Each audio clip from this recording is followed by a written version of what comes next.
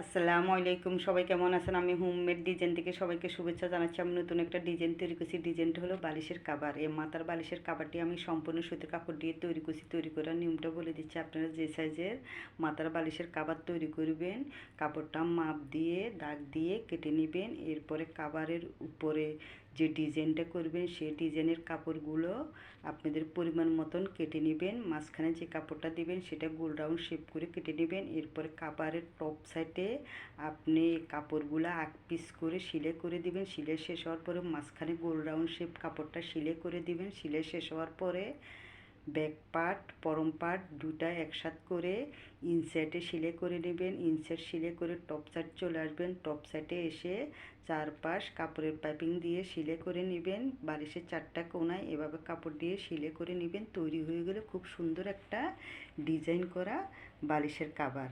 এ বালিশের কাভার ব্যবহার করবেন, আপনাদের বালিশও সেফ থাকবে, রুমের পরিবেশটিও ফুটিয়ে থাকবে। আমার ভিডিওটি যদি ভালো লাগে লাইক শেয়ার করবেন। সবাই ভালো থাকবেন। আল্লাহ হাফেজ।